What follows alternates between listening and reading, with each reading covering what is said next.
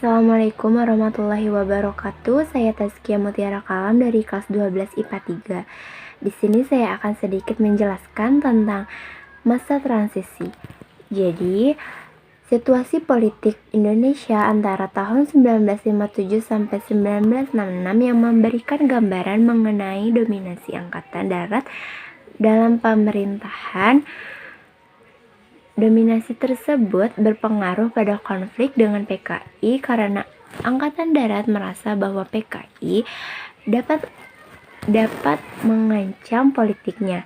Presiden Soekarno juga merasa bahwa dominasi Angkatan Darat dapat mengancam kekuasaannya, sehingga Presiden mendukung PKI dalam berkonflik dengan Angkatan Darat.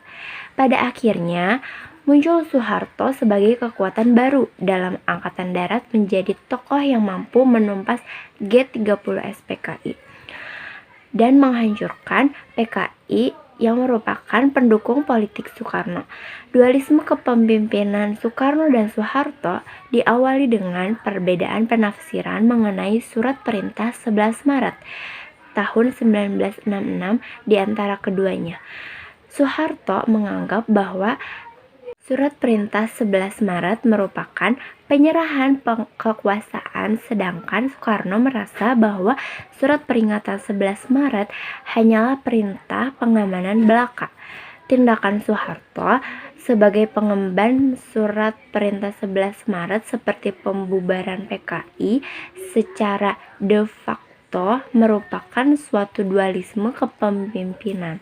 Hal ini dikarenakan sesuai dengan penetapan Presiden nomor 7 tahun 1959 bahwa sebenarnya Presiden yang berwenang membubarkan partai, sedangkan isi dari Surat Perintah 11 Maret sebenarnya hanyalah merupakan perintah Presiden dan tidak menunjukkan peningkatan wewenang Soeharto. Wewenang Soeharto sebagai pengemban Surat Perintah 11 Maret selanjutnya meningkat setelah MPRS yang didominasi Angkatan Darat bersidang dan menghasilkan ketetapan yang menimbulkan dualisme kepemimpinan secara de jure.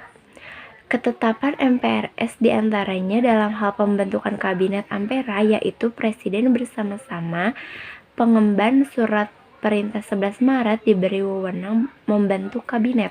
Kenyataannya, Soeharto yang merupakan ketua presidium kabinet selanjutnya memimpin kabinet dan menguasai jalannya pemerintahan. Tindakan Soeharto pada akhir masa dualisme kepemimpinan yaitu berhasil mempersatukan politik Angkatan Darat dalam doktrin Triubaya Cakti dan konsep Orde Barunya. Tindakan Soeharto selanjutnya yaitu dengan mengadili para pendukung terdekat Soekarno mengenai keterlibatannya dalam peristiwa G30 SPKI. Dalam pengadilan tersebut, Soekarno secara tidak langsung didiskreditkan mendukung G30 SPKI yang menyebabkan semakin berkurangnya pendukung dirinya. Soekarno kemudian merasa terdesak dan menyerah pada keadaan yang terjadi. Ia menyerahkan kekuasaan eksekutif pada Soeharto. Akhirnya, MPRS mengeluarkan ketetapan MPRS yang dalam sidang istimewa mencabut kekuasaan eksekutif dari Presiden Soekarno.